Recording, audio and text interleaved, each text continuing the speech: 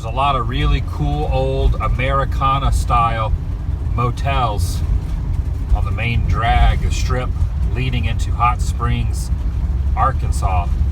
And there's a chicken there on the left with tattoos. Welcome everyone, Adam the Woo here. Had so much fun yesterday in this neck of the woods, decided to hang out a little bit longer. There's an old sit-go sign. It's my second channel, daily vlog channel. It's TheDailyWoo! TDW bug alert. And another one. They're everywhere around here. Check out that old fire engine. This might be the last place on earth that laser tag exists. Wow, this old high school is like something out of an 80s movie. And there's a very unreadable placard to the right up there stating that this is the alma mater of Bill Clinton. It's not a high school anymore though. It's used as a center for the arts and for events. But that's where he graduated. The old Malco Theater here on the side is closed until summer of this year. Doing some renovating in there, bringing it back to its former glory. This says no vehicles over 30 feet. Large Marge is 24 feet long. I think we're good. I'm doing this. Very sharp, small turns. Definitely not made for an RV. Gaining just a little bit of elevation. Trying to get to what you're seeing through the trees there. Didn't realize it was going to be this much of an undertaking, however. But she handled it like a champ. Now it's time for the mountain tower. Oh man, we're going straight. We're going straight up. And I think that goes without saying, right? This is looking to the west, well, kind of southwest of the top of the tower. That's the touristy regions and the downtown area of Hot Springs. And looking off at a more undeveloped area of the national park is referred to as the Northern Vista. More than 650,000 gallons per day of water flow through here at an average temperature of 143 degrees. They take that warm H2O and bottle it up, starting back in the late 1800s and up through the 30s and the 50s. It's a beautiful view up here. Amazing scenery. Just taking in the sights. Too bad my RV can't see it from where it's sitting, because this is nice to look at. From this enclosed level, you can walk up these stairs and go out in the open air. And if you're scared of heights, remember the words of Ace Ventura. Whatever you do, don't look down.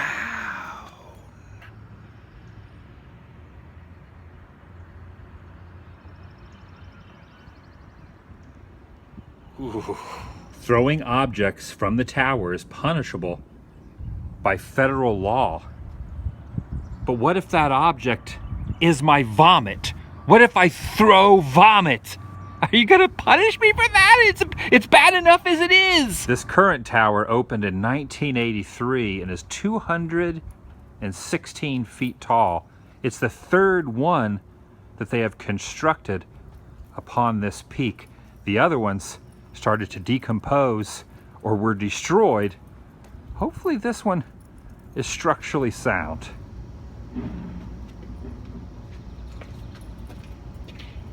What was that noise? There's some construction going on down there. It kind of startled me for a second.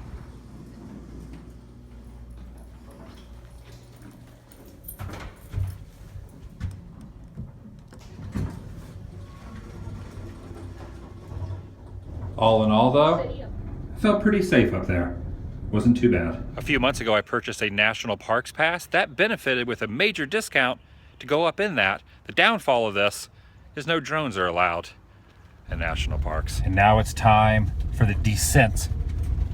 Hopefully I can handle this decently. Back on ground level and we're greeted by this old car. Hello. Across the street looks to be a recently demolished building of some sort. And this toad doesn't seem to have a care in the world about that. In fact, below him. Are those petunias? Let's make a wish together. It could be for yourself or for someone else.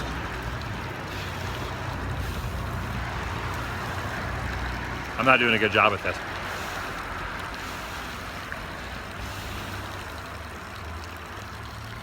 I don't know if it's going to come true or not, because that was a total failure. If seeing steam rising off of water that is protruding out of a mountain is not unusual enough, add in the fact that it is formulating into a majestic waterfall and then careening down into those pools for everyone to enjoy. Pretty freaking amazing. Not something you see every day, unless of course you live in this area. Okay, maybe majestic waterfall is not the right adjective, but it is a waterfall nonetheless. And they say there are a lot of health benefits to this particular water. I wonder if there's less sickness in this town than other towns. Makes you wonder. Oh my gosh, that is so hot. It's actually, oh my gosh, it's actually really hot. Yesterday I dipped just my fingers in one of the fountains around town. This time I submerged my whole hand in warm. Whoa, 2 Ace Ventura quotes in one day? Is that too much? I would imagine once you sit your whole body down in one of the tubs inside one of the bathhouses, you probably get used to the warmth and it feels pretty good. There is a strong tie to gangsters and hot springs. Learn a little bit about that inside this museum. Of course, he'd rent out the whole 4th floor suite. Reason being, it actually housed his entire entourage with the adjoining rooms, as well as it had a picture window you could see all straight down of Central Avenue. And it has a secret staircase going from his 4th floor down to the basements of the Arlington, which would connect to the underground tunnels. So therefore, he could hide anytime he wanted to. Of course, Al, being the celebrity that he was, he didn't have to hide too often. He'd come out here and Hot Springs welcomed him with open arms, as with many other places do. A little bit of golfing. He'd also, play at the Belvedere Club. Now, there was one afternoon he was coming back from the Belvedere. Vigilante had jumped out and made an attempt on his life by, trying to shooting at his car. But, thankfully at the time nobody was hurt. But it did prompt up production of Al Capone's 1928 armored Cadillac. He had bought a Cadillac from years before and took it back to the company and asked one of the gentlemen over the service garage station if he would armor the car for him, since they did such a phenomenal job the last time he had it there. Armored and bulletproof all the way around, but the tires are made of solid rubber, so couldn't shoot any air out. The windows over 1 inch thick, designed to be shadowproof at the time, as well as the car weighs 9,850 pounds. This is a death mask of John Dillinger. Now, it's only one of 3 intact today. Yeah, I've seen a couple other ones. I can't remember where I saw them at, but I've seen it. I know there was another one, they say it's in another museum, and I'm not quite sure. It might be at the one in Vegas. It possibly could be. One of his later friends, one of the FBI agents shot him in the back of the head. Of course, when he died, his body was sent to a Chicago college for embalming. And so during this process, a little lady by the name Marjorie Ecker had got government permission to do the death mask. Now, of course, in here you're going to see all kinds of pictures, artifacts, some of the original ones that came from the clothes back in the day. And of course, we want you to feel free to look around, touch, play. Hey, roll the marble. Of course, throw the dice. Try your luck. Of course, if you got any really good luck, I'm spending the rest of the day with you. And of course, some of the slot machines and the domino machine all actually still work. So, and what I love about it is, hey, at least it's cheap back then, but I love working with some of the machines just to, at least try it. I figure since I work here, it won't allow me to try anything. So I'm going to see if we can get something. Darn it, see, another one gone. But that's it, that's the way it works. But of course, that's what they wanted you to do. They wanted you to come in, play, have fun, make a little money, maybe spend a little bit more money while you're here as well. But of course, that's what Hot Springs was all about. It was a big boom town for over 4 decades. Of course, that is until 67 when Governor Rockefeller took office and, of course, killed the gambler. Once you roll the marble, now the wheel is starting to slow down. However, once the wheel slows down enough, when the marble falls in, it should connect to, but you see what I'm doing? You see what it does? When the marble bounces out, that means the wheel's going too slow. So when I'm going to do this again, but check this out. I'm going to reach over here and slow down the wheel by doing that, which means when the marble falls in, see, it actually connects to a numbered color. His brother, newly elected governor in Arkansas. I'd rather face a hitman any day than a politician, because you know what that hitman's going to do to you, but you don't know what that damn politician's going to do to you. Of course, this is a recreation of Happy Hollow Saloon. So, of course, it was located at the end of Fountain Street years ago. A lot of people come to Happy Hollow just to have a quick drink, maybe look at a paper. I saw this guy yesterday somewhere else in town. It's Is there right another down one the of street these? at the Ohio Club. So he has a twin. Yes, there are two, and there's the only two. The Ohio Club has the one because that was Al Capone's favorite drinking place, and of course we have the other one here for the museum. But check out the actual replicas of the Thompson submachine guns we have. Now these actually are 50 round drums, and of course if you pull the trigger on this, you can unload this in 7 seconds flat. But check it out, they weigh 12 pounds, and so of course, you know, me being a photographer for many years, I tell most of my customers to say, hey, stand over here by Al Capone, hold the gun, and say hello to my little friend. But I now you're we like to Pacino. have fun with it, so. Are you Pacino or Capone? Hey, this is Al Capone. You're and we Pacino. have Babe Ruth over here, but I'm going to, This play is you said video this for is a you. ticket booth from the Red Sox? Yes. Stadium? Yes. One of the original ones. From Fenway?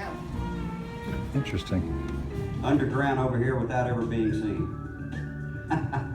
Pretty amazing, nevertheless, that underneath Central Avenue, a bowling alley does exist, just as legend has it. That was very interesting. I learned a lot about this town that I never knew.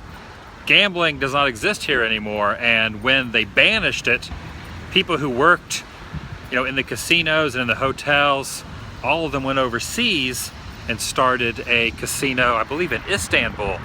And then they were going to come back, but then that's when Vegas started to formulate and become what is now known as the Las Vegas we know, and everyone that originally was here went there.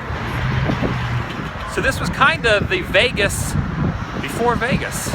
And according to a film that they showed, there's a tunnel that leads under the ground and arrives at a former bowling alley. But supposedly it's all sealed off and is not accessible. Be awesome to check out though. The museum, it was good. I am not a huge fan of guided tours and sitting and watching very lengthy film pieces. Usually I prefer to do my own self-guided viewership of museums. But I did learn a lot. Just a different atmosphere than I prefer. It would have been interesting to be roaming these streets back in that gangster heyday though. Things were certainly probably a lot different than they are now. Could this have even been the floor of one of those old casinos? Quite possibly. There's an alligator park across the street, and right here where this parking lot is now, a very historic moment in baseball happened right over there. In fact, it was on this spot on St. Patrick's Day in 1918 that Babe Ruth himself hit one of the longest home runs in history. And they have designated where he stood by this home plate. It's very unusual to see one of those in the middle of a parking lot. I wasn't expecting that. But nonetheless, it's here and it's not going anywhere. It's locked down pretty tight. And now the outfield is filled with cars. I wonder if they even know about the history that they're parked on. That's where the home run landed. So between those two trees over there? Between those two trees. There's a little old pond over there, I'm talking about a small pond. Where the baseball landed. These concrete embankments and the side of the hill, that was the grandstand. That's where people sat to watch Babe Ruth's historic home run. Right up there. And that's it. That's the embankment there, which is basically where everyone was sitting. That's it right there. Well, that's cool. And there's home plate right there, which is right there. Pretty neat. 573 feet. The ball soared through the air and landed on the back side of the alligator park, which was open at that time, and landed in a gator pool. The gentleman I was talking to has lived here most of his life, and he said they did a big ceremony when they placed home plate here. And he also said the way they figured out the exact location was by using GPS, a measuring tape, and looking at old photos to figure exactly where the babe was standing. No, I don't know the ins and outs and the politics when it comes to the specifics of record books, but this was a spring training-esque type game.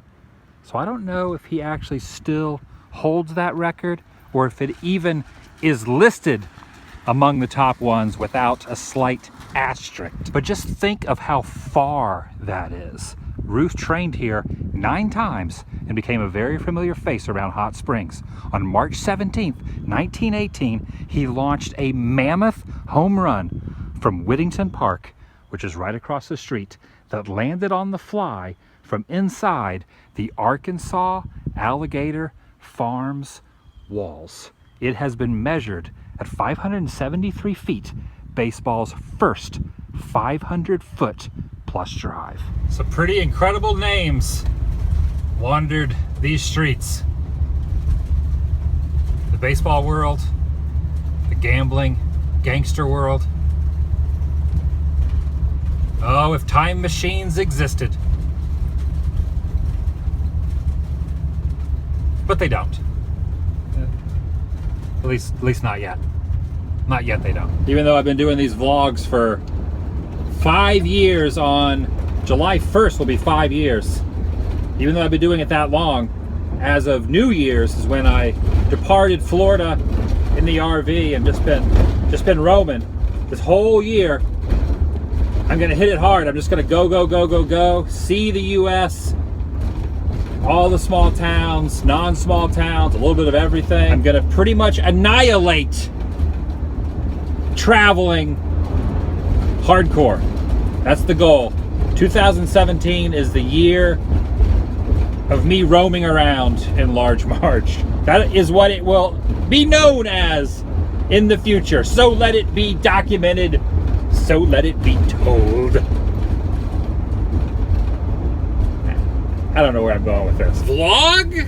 What I just heard, the news today, Adam the Woo is traveling in an RV behind my set. Shh, quiet. Vlog over.